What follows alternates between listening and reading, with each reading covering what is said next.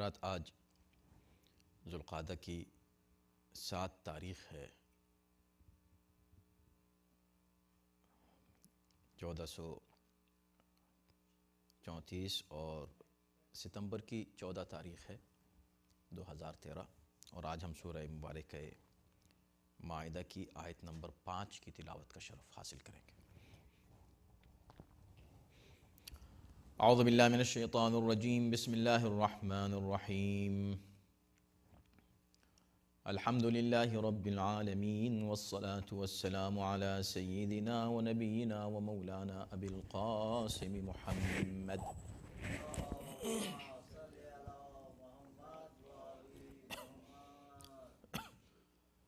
وآلہ الطیبین الطاہرین المعصومین، ولعنۃ اللہ علی اعدائہم اجمعین من الآن الى یوم الدین۔ اما بعد فقد قال اللہ فی کتابہ الکریم، بسم اللہ الرحمن الرحیم۔ اليوم احل لکم الطیبات وطعام الذین اوتوا الکتاب حل لکم وطعامكم حل لهم، والمحصنات من المؤمنات والمحصنات من الذين أوتوا الكتاب من قبلكم إذا آتيتموهن أجورهن محصنين غير مسافحين ولا متخذي أخدان، ومن يكفر بالإيمان فقد حبط عمله وهو في الآخرة من الخاسرين۔ صدق اللہ العلی العظیم۔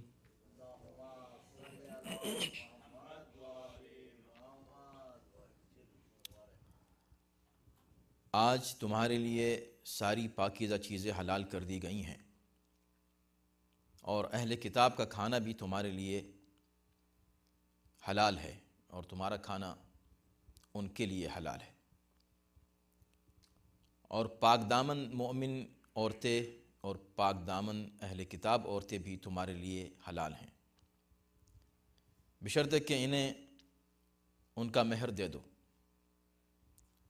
اور تمہارا مقصد عفت کی حفاظت ہو، علانیہ بدکاری یا چوری چھپے دوستی نہیں۔ اور جو شخص ایمان کا انکار کر دے اس کا عمل ضائع ہو گیا، اور وہ آخرت میں خسارہ اٹھانے والوں میں ہوگا۔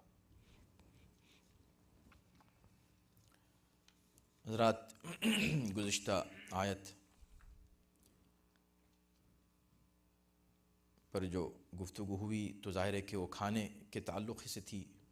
سوال تھا کہ ہمارے لیے کیا چیزیں حلال کی گئی ہیں، تو اس کا جواب یہ تھا کہ احل لکم الطیبات، تمہارے لیے پاکیزہ چیزیں حلال کی گئی ہیں۔ اس کے بعد شکار کے احکام کا تذکرہ تھا، جس پر ہماری پوری گفتگو ہوئی،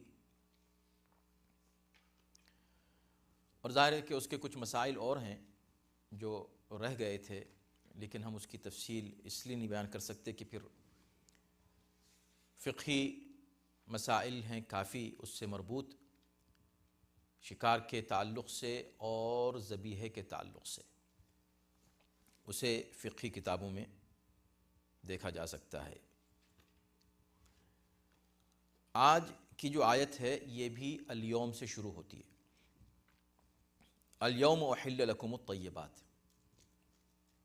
وہی بات جو اس سے پہلے کی آیت میں کہی گئی، قل احل لکم الطیبات، یہ بات کہی جا چکی ہے۔ ابھی ایک آیت اس سے قبل جو ہے اس میں یہی کہا گیا اور یہی الفاظ استعمال ہوئے، احل لکم الطیبات، وہاں پر ہے قل، یہاں ہے احل لکم، وہاں پر ہے قل احل لکم، یہاں پر ہے الیوم احل، یعنی وہاں پر قل، یہاں الیوم، یہ فرق ہے صرف۔ تو دوبارہ اس کو کیوں بیان کیا جا رہا ہے، اور وہ بھی الیوم کے لفظ کے ساتھ؟ اور آپ کو یاد ہے کہ ہم اس سے پہلے آیت نمبر 3 میں الیوم پر کافی تفصیل سے گفتگو کر چکے ہیں، آج اب یہاں پر یہ کہنا کہ آج تمہارے لیے پاکیزہ چیزیں حلال کر دی گئیں، اس کا کیا مطلب ہے، اور اس میں لفظ آج کا استعمال کیوں ہوا ہے؟ اور خاص بات یہ ہے کہ اس سے پہلے یہ بات کہی جا چکی ہے، یہی بات کہ بھئی تمہارے لیے طیبات حلال، بلکہ اس سے پہلے کی بھی آیات میں اس بات کو کہا جا چکا ہے کہ تمہارے لیے پاکیزہ چیزیں حلال ہیں۔ یہ بار بار ایک ہی چیز کو دہرانے کی ضرورت کیا ہے؟ تو ظاہر ہے کہ ہر موقع پر کسی وجہ سے یہ بات کہی گئی۔ اس سے پہلے کی آیت میں چونکہ سوال کیا گیا تھا کہ ہمارے لیے کیا چیزیں حلال ہیں، تو کہا گیا کہ تمہارے لیے چیزیں طیبات پاکیزہ چیزیں تمہارے لیے حلال ہیں۔ یہاں پر بات الیوم سے شروع ہوتی ہے، آج تمہارے لیے پاکیزہ چیزیں حلال کر دی گئیں، تو کیا اس سے پہلے حلال نہیں تھی؟ اس کا وہی جواب ہے جو ہم اس سے قبل الیوم یئس الذین کفروا اور الیوم اکملت لکم دینکم کے تعلق سے دے چکے ہیں۔ تو کیا اس سے پہلے دین کامل نہیں تھا؟ تو ہم وہی کہیں گے کہ دین کامل تھا جو اللہ کے پاس تھا، لیکن مسلمانوں کے لیے نہیں تھا۔ تو کیا طیبات پاکیزہ چیزیں مسلمانوں کے لیے جائز نہیں تھیں اس سے پہلے؟ ہاں، ساری پاکیزہ چیزیں حلال نہیں تھیں۔ ایک بات۔ دوسری بات یہ ہے ایک اہم نکتہ اس جانب، یعنی الیوم کے ساتھ دوبارہ اس بات کو کہنے کا، جبکہ اس سے پہلے کہا جا چکا کہ احل لکم الطیبات، پھر نہیں، الیوم احل لکم الطیبات، آج طیبات تمہارے لیے حلال ہوئی ہیں، پاکیزہ چیزیں آج حلال ہوئی ہیں۔ آج کب؟ تو ظاہر سی بات ہے کہ یہ چونکہ تسلسل ہے آیات کا، تو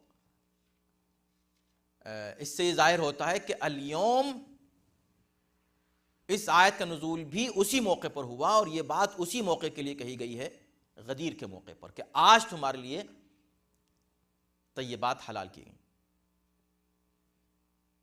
اگر آپ اس کو مربوط کریں اس سے پہلے کی ان آیات سے کہ جس میں الیوم 2 بار استعمال ہوا ہے، کہ آج کافر مایوس ہوئے، پھر کہا گیا کہ آج دین مکمل ہوا، نعمتیں تمام ہوئیں، آج اللہ راضی ہوا، آج تمہارے لیے چیزیں جو پاکیزہ چیزیں ہیں وہ تمہارے لیے آج باقاعدہ طور پر حلال ہو گئیں۔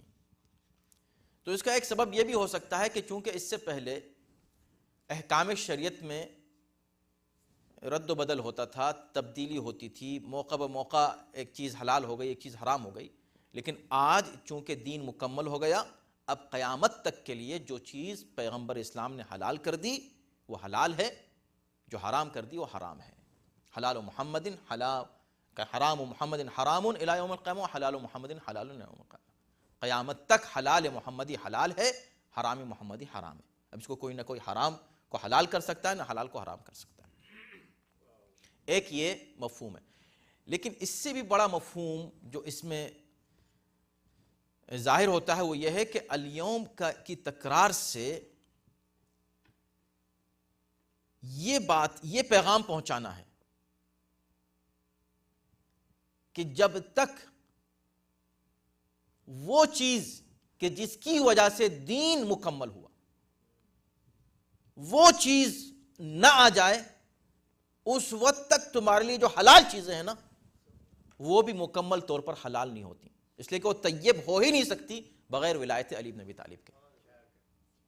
عام کھانے پینے کی چیزیں بھی طیب نہیں قرار پا سکتی جب تک باقاعدہ باضابطہ ولایت امیر المؤمنین اس میں شامل نہ ہو جائے۔ کیوں؟ اس لیے کہ دین ہے۔ مثلا اللہ کا نام لو، اللہ کا نام لو کا مطلب کیا ہے کہ پورے دین کو قبول کرو، تم اسلام کو، ایمان کو دل سے قبول کرو۔ ایک مسلمان ذبح کرے، مسلمان ذبح رکھے، یعنی کیا مطلب؟ یعنی پورے طور پر دین کو، اس کو قبول کر لے، اور پورا مکمل دین کیا ہے؟ وہی جو غدیر میں مکمل ہوا۔ تو طیب جبھی کہلائے گا جب اس میں ولایت شامل ہوگی، ولایت شامل نہیں ہے تو اس کو طیب نہیں کہا جا سکے گا۔ تو الیوم احل لکم الطیبات، آج اے مسلمانوں تمہارے لیے اللہ کی نعمتیں مکمل ہو گئی ہیں، اور وہ چیزیں جو تم کھاتے ہو اللہ نے ان کو طیب قرار دے دیا، یا وہ جو چیزیں طیب ہیں ان کے لیے، ان کو تمہارے لیے حلال قرار دے دیا۔ یہ بات ایک بالکل ایک جملہ مکمل ہو گیا۔ اس کے بعد پھر اب الگ سے ایک بات کہی جا رہی ہے، وَطَعَامُ الَّذِينَ أُوتُوا الْكِتَابَ حِلٌّ لَكُمْ، اور ان لوگوں کی غذا، ان لوگوں کا کھانا جنہیں کتاب دی گئی یعنی اہل کتاب، وہ تمہارے لیے حلال ہے۔ اب یہاں کافی بحث ہے، مفسرین نے اس لفظ طعام پر گفتگو کی ہے، تمہارے لیے اہل کتاب کا کھانا، کیونکہ طعام کا مطلب تو کھانا ہے، جائز قرار دیا گیا ہے، حل لکم، حلال ہے۔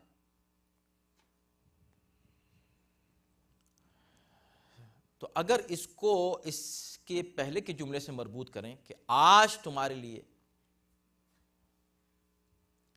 طیبات کو حلال کیا گیا ہے،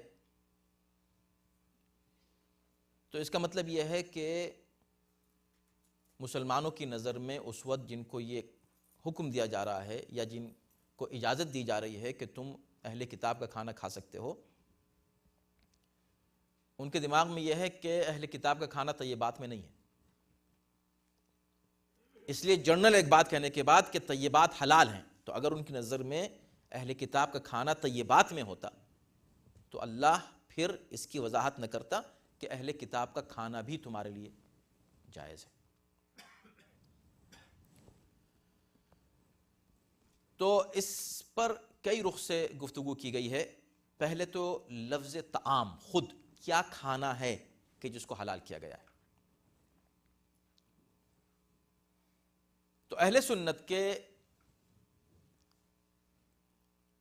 تقریباً سبھی مفسرین، جن میں طبری، قرطبی، رازی اور تفسیر جلالین میں سیوطی، اور خاص طور پر ابن کثیر نے تو اجماع کا دعویٰ کیا ہے، کہا ہے کہ اجماع علماء اہل سنت ہے اس بات پر کہ طعام سے مراد یہاں اہل کتاب کا ذبیحہ ہے، اہل کتاب کے ذبیحے کو کھا سکتے ہیں۔ اب اس میں کوئی اختلاف نہیں ہے اہل سنت میں۔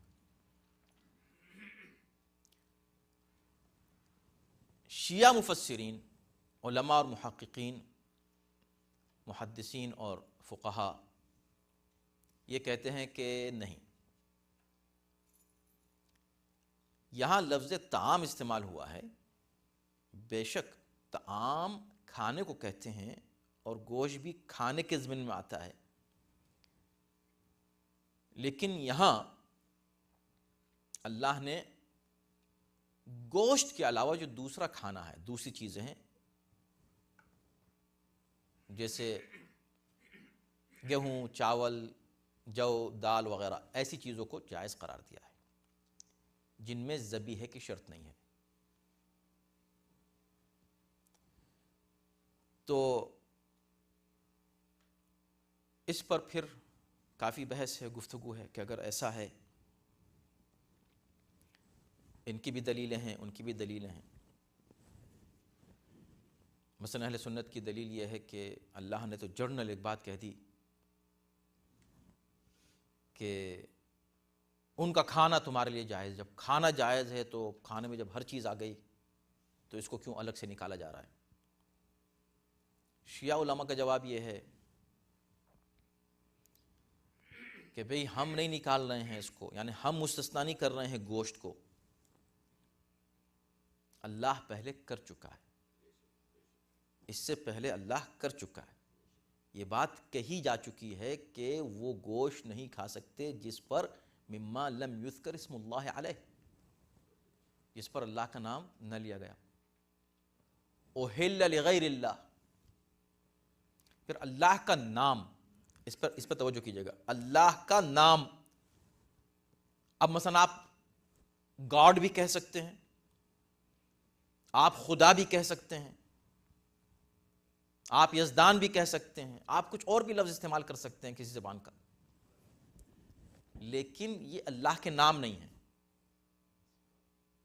اللہ کا نام کیا ہے؟ اللہ ہے.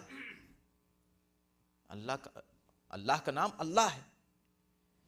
تو جب تک لفظ اللہ کہہ کر اس کو ذبح نہ کیا جائے، اور دیکھیں اس سے پہلے کی آیت میں کہ تعلمونہن مما علمکم اللہ، کہ تم ان کو سکھاؤ وہ چیز جو اللہ نے تم کو سکھائی. اس کا مطلب یہ ہے کہ طریقہ وہی ہو جو اللہ نے بتایا ہے، شریعت نے بتایا ہے. اہل کتاب اس طریقوں کو تو استعمال نہیں کرتے. مثلا قبلہ رخ ہونا، کیا اہل کتاب ذبیحہ قبلہ رخ ہو کے کرتے ہیں؟ نہیں. تو جو شرطیں ہیں ذبیحے کی، جب وہاں پوری نہیں ہو رہی ہیں اور پھر مسلمان ذبح کرے، مما علمکم اللہ، اللہ نے جو تم کو سکھایا ہو، اللہ نے جس کو سکھایا ہے وہ اس پر عمل وہی کرے گا جو مومن ہے، جو اللہ پر ایمان رکھتا ہے، اللہ کی تعلیمات پر ایمان رکھتا ہے.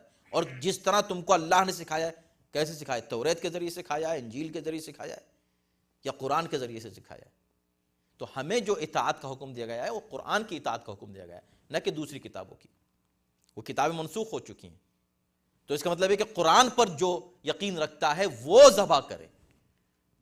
ان تمام شرطوں کو جب تک جو ہے ملحوظ نہ رکھا جائے، اس وقت تک کیسے کسی ایسے شخص کے ہاتھ کا ذبیحہ کھایا جا سکتا ہے کہ جو بس چونکہ وہ اہل کتاب ہے تو کھا لیا جائے.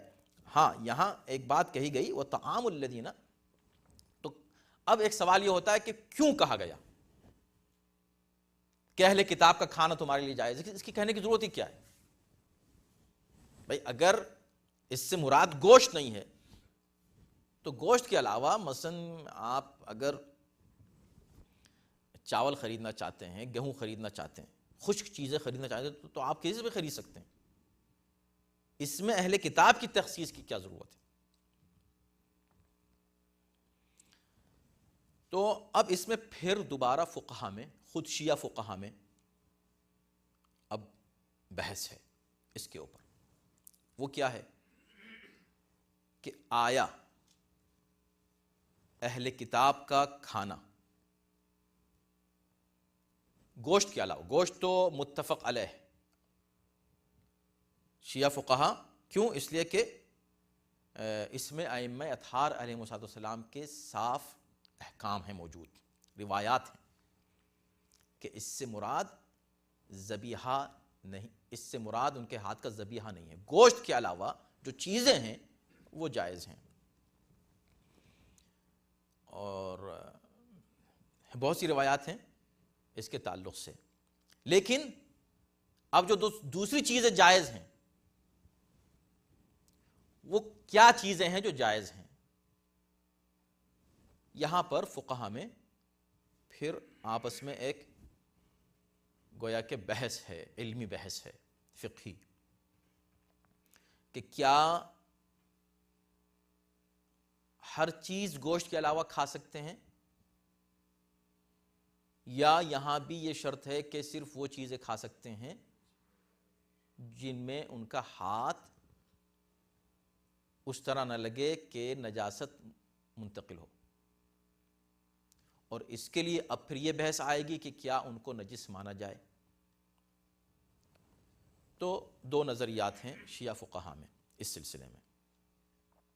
کچھ ان کو جرنل کفار میں مانتے ہیں اور اس آیت کے ذیل میں مانتے ہیں کہ جس میں ہے انما المشرکون نجسون، اس کے ذیل میں مانتے ہیں اور کہتے ہیں کہ نہیں، ان کے کھانے سے ہر طرح پرہیز کرنا، علاوہ وہ چیزیں جو جرنلی آپ خشک چیزیں آپ لین دین میں کوئی حرج نہیں ہے.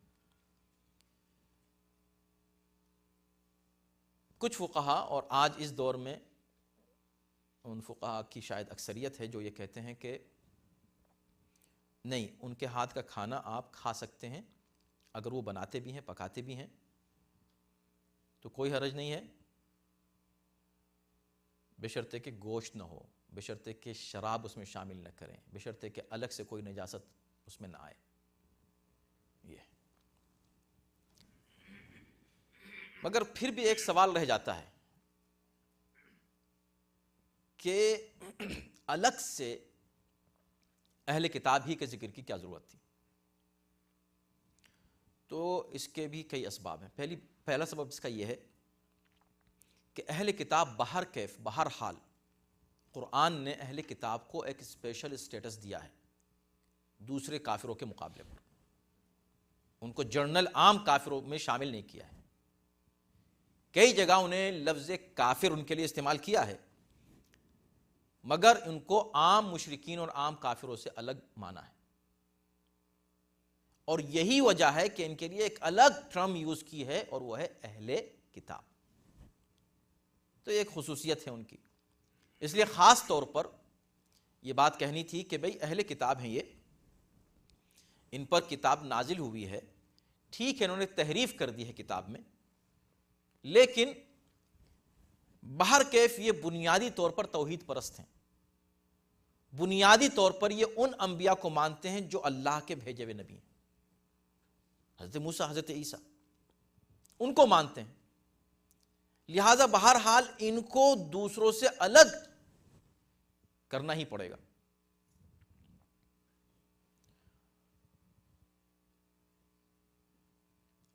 اچھا، ایک بات تو یہ ہوئی. دوسرا یہ کہ اہل کتاب چاہے محرف صحیح یعنی تحریف شدہ، لیکن ایک بات یہ تھی کہ اس زمانے میں جس وقت یہ آیت نازل ہوئی، چونکہ دین کامل ہو چکا ہے، مشرکین تو مایوس ہو چکے ہیں، کافر سب مایوس ہو چکے ہیں، اہل کتاب بھی موجود ہیں. اس وقت اہل کتاب سے لین دین، اہل کتاب کے ساتھ معاشرت، ان کے ساتھ اٹھنا بیٹھنا، کھانا پینا عام طور پر تھا نہیں زیادہ. اس کی دو وجہ ہو سکتی ہیں، یا اس کا ریزن مسلمان ہے، یا اس کا ریزن خود اہل کتاب ہیں. یعنی مسلمانوں کا لین دین بہت زیادہ اہل کتاب سے نہیں تھا، کافروں سے بلکہ تھا، اہل کتاب سے نہیں تھا. تو یا تو اس کی وجہ یہ تھی کہ اس کا ریزن مسلمان تھے کہ وہ نہیں چاہتے تھے کہ ان سے ملیں، یا اس کا ریزن یہ تھا کہ اہل کتاب نہیں چاہتے تھے کہ مسلمانوں سے ملیں. اس کو ذہن میں رکھیے گا. تو پہلا ریزن یہ، اگر آپ مانیں کہ نہیں وہ خود نہیں ملنا چاہتے تھے، تو اس کی وجہ کیا تھی؟ وہ خود نہیں ملنا چاہتے تھے، مسلمان نہیں ملنا چاہتے، تو اس کی وجہ کیا تھی؟ دونوں کو جو ہے وجوہات جو ہے سمجھنے پڑیں گے. وہ اس لیے نہیں ملنا چاہتے تھے کہ وہ خود کو سپیریئر سمجھتے تھے، اور وہ اس زمانے میں اکثریت میں تھے جس وقت نہیں ملنا چاہتے تھے. ان کے پاس طاقت تھی، ان کے پاس پاور تھا، ان کے پاس پیسہ تھا، ان کے پاس اختیار تھا، وہ اپنے کو بڑا سمجھتے تھے، مسلمانوں کو اتنی اہمیت نہیں دیتے تھے. اگر اس وجہ کو تسلیم کیا جائے تب بھی آپ یہ دیکھیں کہ اسلام کی عظمت کیا ہے، کہ جب وہ پاور میں تھے تو انہوں نے مسلمانوں کا بائیکاٹ رکھا. آج جب اسلام پاور میں آ گیا اور اسلام مکمل ہو گیا اور اب کافر سب مایوس ہو گئے، اب طاقت اسلام کی آ گئی، تو اسلام بائیکاٹ نہیں کر رہا ہے ان کا، بلکہ اپنے ماننے والوں کو جو طاقت میں ہے، اکثریت میں کہہ رہا ہے کوئی بات نہیں، ان کے ساتھ مل جل سکتے ہو، ان کے ساتھ کھا پی سکتے ہو، ان کو انفیریئر مت سمجھو، اپنے کو کسی طرح سپیریئر جو ہے اننیسیسری معاشرے میں مت سمجھو. یہ اسلام کی خوبی. دوسری طرف اگر ہم دوسری وجہ کو مانیں کہ مسلمان نہیں چاہ رہے تھے کہ ان سے بات کریں یا ان کے ساتھ اٹھیں بیٹھیں، ان کے ساتھ کھائیں پئیں، تب بھی آپ دیکھیں اسلام کے احکام کی آپ باریکیاں اور خوبیاں ملاحظہ فرمائیں کہ بالکل ایسا ہو سکتا ہے کہ مسلمان خود نہیں چاہتے ہوں کہ بھئی ان کے ساتھ زیادہ ملے جلیں. کیوں؟ اس لیے کہ اس وقت وہ کمزور تھے، اس وقت وہ اقلیت میں تھے، اس وقت ابھی شروع مذہب اور دین ان کا پیغام شروع ہوا تھا، مشن ابھی سٹارٹ ہوا تھا،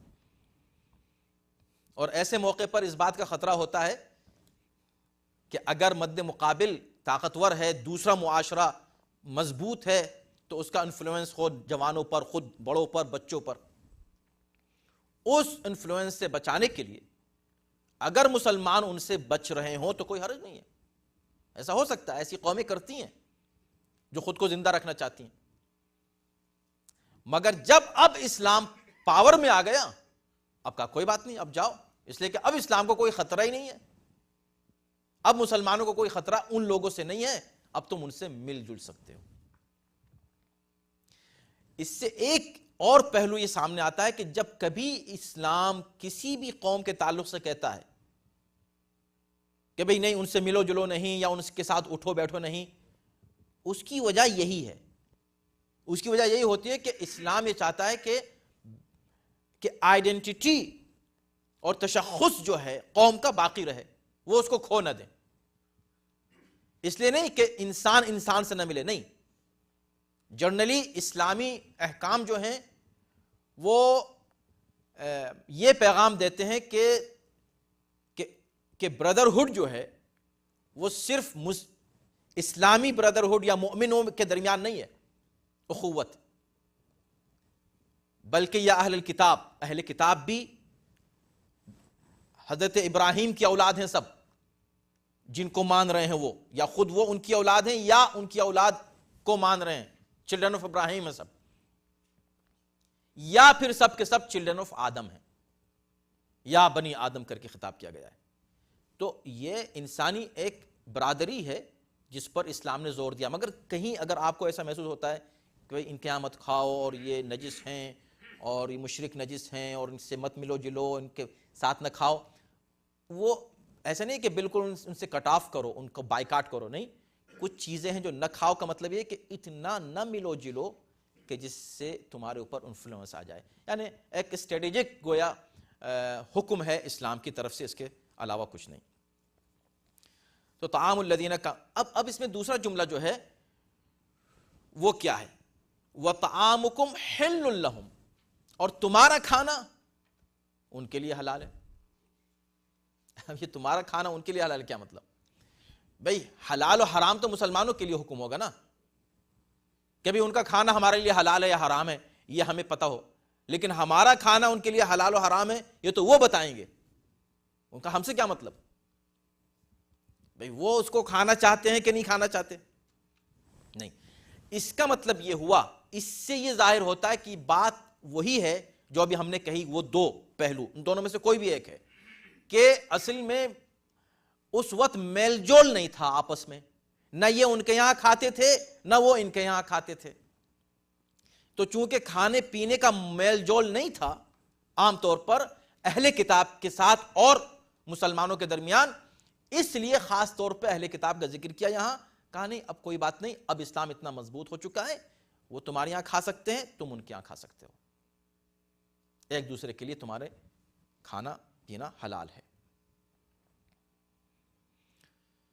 اب اس کے بعد کی جو آیت ہے والمحصنات من المؤمنات،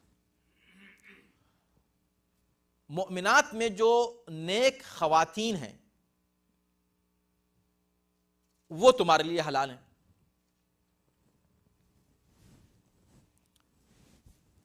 وہ تمہارے لیے حلال ہیں.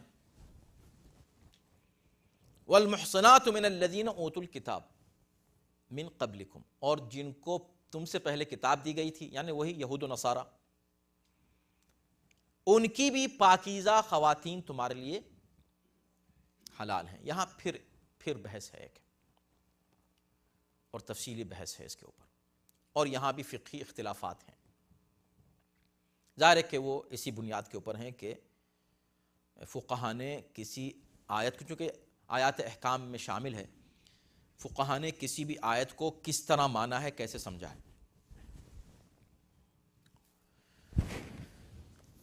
تو محصنات من الذین اوتوا الکتاب من قبلکم، پاک دامن عورتیں مؤمنین کی تمہارے لیے حلال ہیں. یہ تو بالکل طے شدہ ہے، یہ تو معلوم ہے، یہ کوئی آج تھوڑی حلال ہوئی، تو پہلے سے حلال ہیں. مگر ابھی بتانا یہ ہے کہ اہل کتاب کی پاکیزہ عورتیں بھی تمہارے لیے حلال ہیں. تو اس میں امکان اس بات کا ہے کہ انفسائز یہ کرنا ہے کہ چونکہ دیکھیں کھانے پینے کی بات ہو رہی تھی، کھانے پینے کی بات ہوتے ہوتے ایک دم یہ عورتوں کی بات کہاں سے آ گئی؟ تو کہنا یہی ہے کہ چونکہ جنرلی ہم نے حکم، اس پہ توجہ کیجئے گا، حکم کیا دیا تھا؟ حلال کیا ہے؟ طیبات، پاکیزہ چیزیں حلال ہیں. جو چیز پاکیزہ نہیں ہے وہ حلال نہیں ہے. اب جب یہ کہا تو صرف مسئلہ کھانے پر محدود نہیں ہے، اس میں وسعت ہے، عمومیت ہے. یعنی جہاں بھی کسی شے کو قرآن یا شریعت یا دین یا مذہب یہ کہے گا کہ یہ حلال ہے، تو ضروری ہے کہ وہ جو چیز حلال ہے وہ طیب ہو، وہ پاکیزہ ہو. اس میں بطور مثال یہ بھی لے لیں کہ بھئی شادی بیاہ کے مسائل میں وہی چیز تمہارے لیے حلال ہے کہ جو طیب ہے. تو مؤمن خواتین میں، مؤمن عورتوں میں ہر عورت حلال نہیں ہے.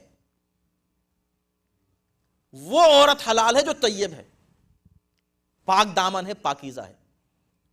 اگر خدا نہ خواستہ کوئی بد کردار عورت ہے تو مومن کو اس سے شادی نہیں کرنی چاہیے، بد کردار سے، نعوذ باللہ اگر کوئی ہے. اب وہ چاہے کہے کہ میں مسلمان ہوں، میں مومن ہوں، تو کیا ہوا؟ اسی طرح اگر اہل کتاب کی پاکیزہ عورتیں ہیں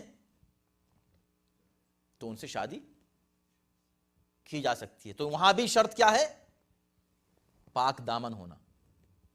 والمحصنات، محصنات کا مطلب پاک دامن. محصنات کا محسن، حسن یعنی محفوظ. حسن جو ہے وہ قلعے کو کہتے ہیں، جو قلعے میں ہوں. قلعے میں کیا مطلب؟ یعنی کہ جو محفوظ ہوں، جو عورتیں محفوظ ہوں. خدا نہ خواستہ غیر محفوظ عورتیں اس قابل نہیں ہے کہ ایک پاکیزہ مومن ان سے شادی کرے، چاہے وہ مومن عورتیں ہوں، چاہے وہ اہل کتاب عورتیں ہوں. تو جو بحث ہے فقہی وہ یہاں تھوڑی ہے. بحث فقہی اس بات کے اوپر ہے کہ اہل کتاب عورتوں سے شادی کی اجازت مطلق ہے یا یعنی کہ ظاہر ہے کہ دو طرح کے نکاح ہیں، ایک نکاح دائم ہے، ایک نکاح موقت ہے. دونوں نکاح جائز ہیں. تو چونکہ اہل سنت کے یہاں ان دونوں میں فرق نہیں ہے، وہ دوسرے نکاح کو مانتے ہی نہیں ہیں، تو ان کے یہاں بالکل جائز ہے قطعا. شیعہ فقہا نے اس پر بحث کی ہے. اب دیکھیں ہم بہت ہی زیادہ اس کو کمپلیکیٹڈ اس لیے نہیں کرنا چاہ رہے ہیں کیونکہ فقہی جہاں احکام آتے ہیں تو وہ پھر بہت ہی دقیق ہو جاتے ہیں، اور فقہا کے درمیان جو ان کی دلیل کیا ہے، ان کی دلیل کیا ہے، ہم اس میں اترنا نہیں چاہتے. ہم جنرل آپ کو صرف بتا رہے ہیں کہ کہاں کہاں یعنی آیت ہوتی ہے، بظاہر ہم پڑھ کے گزر گئے، لیکن وہاں فقیہ رک کے کتنا ان ڈیپتھ ڈسکشن کرتا ہے. صرف اس کا اندازہ ہو جائے آپ لوگوں کو کہ والمحصنات من الذین اوتوا الکتاب. تو کہتے ہیں کہ نہیں، یہاں اس سے مراد صرف نکاح موقت ہے، ٹمپریری شادی ہے. تو یہ کیسے ثابت ہوا کہ ٹمپریری شادی ہے؟ کہا دیکھو اس کے بعد کیا کہا، اذا آتیتموہن اجورہن. اس کے بعد کیا آیت ہے؟ جب تم ان کو ان کا مہر ادا کر دو. اس طرح کی شرط، مہر تو آپ کو نکاح دائم میں بھی دینا ہے، لیکن اس طرح کی شرط رکھنا، یہ عام طور پہ اس امر کی طرف اشارہ کرتا ہے کہ یہ نکاح موقت کی بات کی جا رہی ہے. دوسرا قرینہ یہ ہے کہ محصنین غیر مصافحین.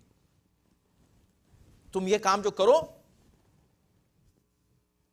جب تم شادی کرنا چاہ رہے ہو تو تم محسنین، دیکھیں محسنات عورتوں کے لیے محسنات، مردوں کے لیے محسنین. محسنین کیا مطلب؟ یہ محفوظ، یعنی تم اپنی یہ حال ہے محسنین غیر مصافحین، یہاں پر حال واقع ہوا ہے، یعنی تم یہ کام جو کرو شادی کا اس صورت میں کرو کہ تم اپنی عفت کی حفاظت کے لیے کرو. غیر مصافحین، ایسا نہ ہو کہ خدا نخواستہ کھلم کھلا بدکاری کرنا چاہتے ہو اور اس چکر میں تم نکاح کا نام لے کر کوئی گناہ کرنا چاہ رہے ہو. مقصد وہ نہ ہو، مقصد یہ ہو کہ تم خود گناہ سے بچنا چاہتے ہو اس لیے نکاح کر رہے ہو. تو یہ بھی ایک قرینہ اس بات کی طرف ہے کہ اس سے مراد نکاح موقت ہو سکتا ہے. ولا متخذی غیر مصافحین ولا متخذی اخدان، یہ بھی اسی طرف ایک قرینہ ہے، اور اس سے ایک بڑا پیغام بھی آج کے معاشرے کے لیے. ایک چیز جو ہم یہ سمجھتے ہیں کہ اچھا اس کا تعلق تو ہو سکتا ہے کہ صرف اس دور میں ایسا ہوتا ہے، نہیں، ہر دور میں رہا ہے. متخذی اخدان، اخدان خدم کی جمع ہے. اخدان یعنی دوستی. کوئی دوستی؟ چھپ چھپ کے جو دوستی کی جاتی ہے. یہ چھپی ہوئی جو دوستیاں ہیں نا، یہ آج کی بات نہیں ہے کہ آج ہو رہا ہے، یہ آج گرل فرینڈ بوائے فرینڈ، نہیں، پہلے بھی ہوتا تھا. یہ گرل فرینڈ بوائے فرینڈ کا چکر بھائی پہلے بھی تھا. اب آج کھل کے ہو رہا ہے، اس وقت چھپ چھپ کے ہوتا تھا. کھل کے نہیں کر سکتے تھے کیونکہ کھل کے یا تو نعوذ باللہ انسان گناہ کر رہا ہے، کھل کے کر رہا ہے، کبھی چھپ کے کر رہا ہے. اور آج کل تو جو کھلا ہوا گناہ بھی ہے نا، وہ بھی چھپا ہوا ہوتا ہے. کس کو پتا کس کو کون کس کو ای میل کر رہا ہے، کس کو ٹیکسٹ بھیج رہا ہے، کس سے کیا کہہ رہا ہے، who knows. لیکن اس سے یہ پتا چلا کہ یہ چھپی ہوئی دوستیاں ہیں، شریعت نے ان کو قطعاً منع کیا. ولا متخذی اخدان، یہ چھپے ہوئے دوست مت بناؤ. دوستی کرنی ہے کھلم کھلا دوستی کرو. وہ جو کھلم کھلا دوستی کرو وہ جائز طریقے سے ہو، یعنی میاں بیوی بن جاؤ تو میاں بیوی کی بھی دوستی تو ہوتی ہے، وہ اس کو دوستی رکھو. نکاح کرو، چاہے نکاح دائم ہو یا چاہے نکاح موقت ہو، مگر نکاح تم کو کرنا ہے. اذا آتیتموہن اجورہن کا مطلب یہی ہے کہ جب تم ان سے نکاح کرو، یعنی جب یہ کہہ دے کہ بھی تمہارے لیے مومن عورتیں جائز ہیں، جائز کا مطلب نہیں کہ استغفر اللہ کسی کو بھی لے لو، جا کر پکڑ لو، تمہارے لیے اہل کتاب کی عورتیں جائز ہیں تو جا کے خدا نہ خواستہ کسی سے تعلقات قائم کر لو. نہیں، اذا آتیتموہن اجور، جب تم ان کو مہر دے دو. مہر کب دیا جاتا ہے؟ جب نکاح کرتے ہیں، یعنی ان سے نکاح کر لو. اور نکاح کا بھی تمہارا مقصد صرف یہ نہیں ہو کہ بس تم کو استغفر اللہ اپنی خواہشات پوری کرنی ہے، نہیں، اپنی حفاظت کرنی ہے، گناہ سے بچنا ہے.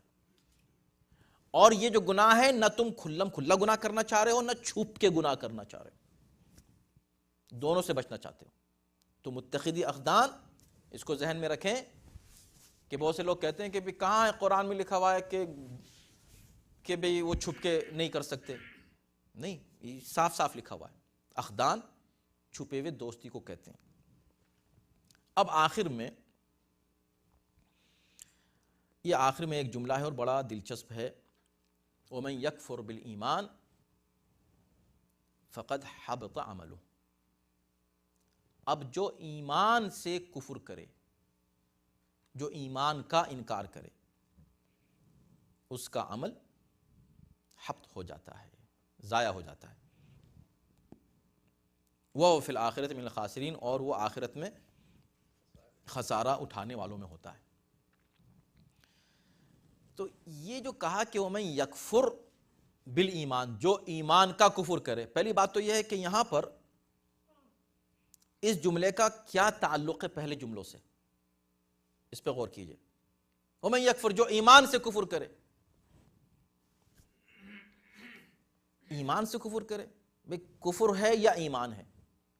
اللہ سے کفر کرے، رسول کا کفر کرے، قرآن سے کفر کرے، انبیاء سے کفر کرے، اس لیے کہ ان کو ماننے کا نام ایمان ہے، ان کو نہ ماننے کا نام کفر ہے۔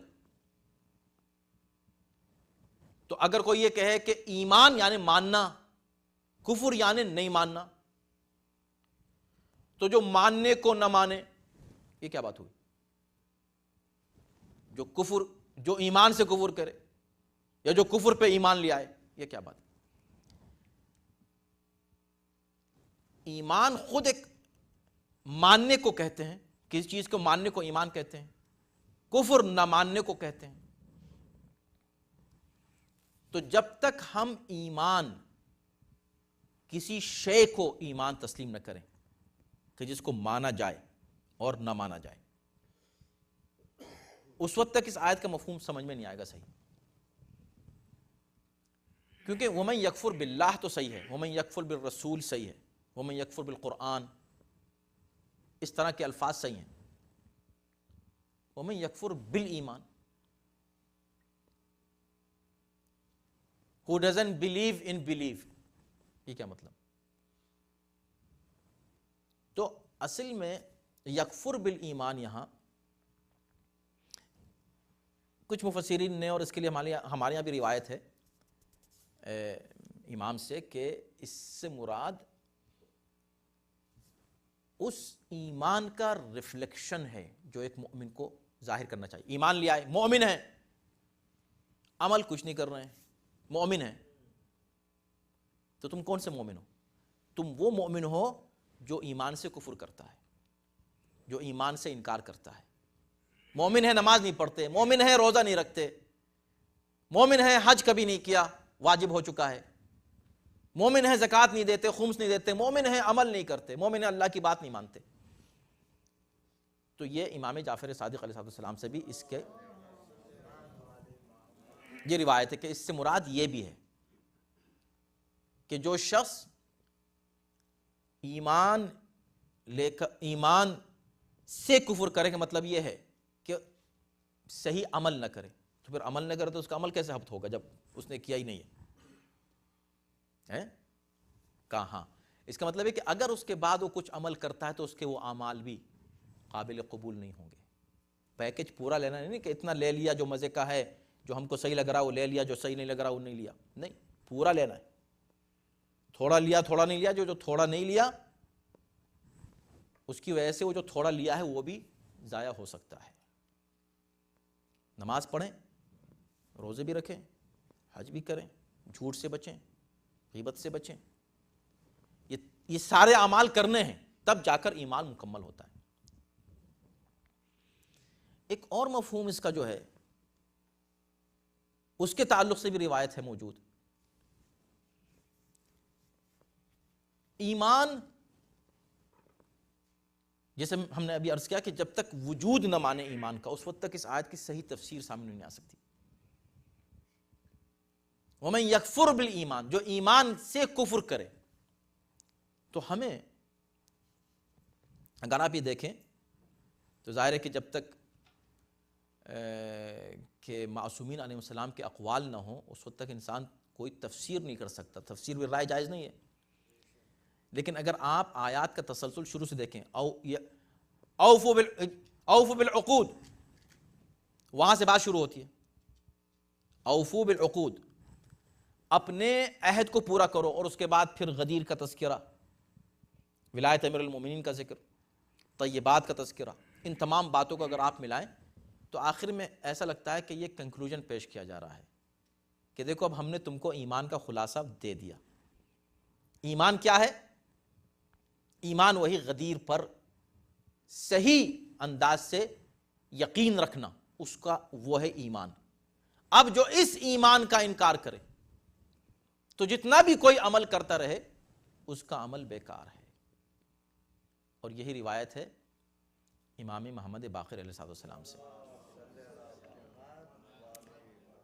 فرماتے ہیں کہ یہاں پر ایمان سے مراد ولایت امیر المؤمنین ہے۔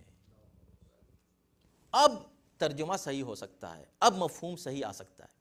ومن یکفر بالایمان، جو ایمان سے کفر کرے، نہیں، جو ولایت علی سے کفر کرے، اس لیے کہ ولایت علی ہی خلاصہ ایمان ہے۔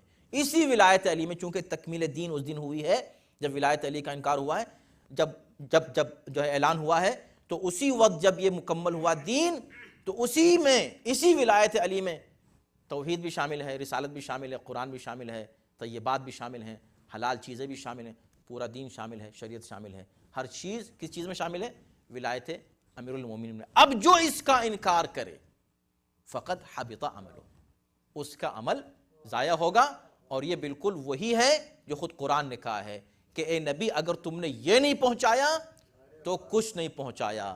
تو جب نبی کا عمل بغیر ولایت علی پہنچائے ہوئے نہیں قبول ہو رہا ہے نبی کا، تو کسی مومن کا جو ایمان کا دعویٰ کر رہا ہو اس کا عمل بغیر ولایت علی پر ایمان لائے ہوئے کیسے پورا ہو سکتا ہے؟ وَهُوَ فِي الْآخِرَةِ، اور پھر اس کی دوسری دلیل وہ دی جا سکتی ہے کہ خود پیغمبر اسلام نے فرمایا کہ علی کون ہیں؟ برز الایمان کلہ، کل ایمان علی کو اسی لیے پیغمبر اسلام نے فرمایا تھا، اس لیے کہ ایمان کو جمع اگر کرنا چاہیں ایک لفظ میں تو لفظ علی میں آپ جمع کر سکتے ہیں۔ تو ولایت علی اس سے مراد ہے، یہ امام کا ارشاد تھا جو ہم نے آپ کے سامنے پیش کیا۔ آخر میں اللہ نے کہا وَهُوَ فِي الْآخِرَةِ مِنَ الْخَاسِرِينَ۔ ظاہر سی بات ہے کہ جو شخص ولایت امیر المؤمنین سے الگ ہو جائے، حقیقی ایمان سے الگ ہو جائے، انکار کر دے، کفر کرے، وہ آخرت میں خسارہ اٹھانے والوں میں ہوگا۔ صلوات بر محمد و آل محمد۔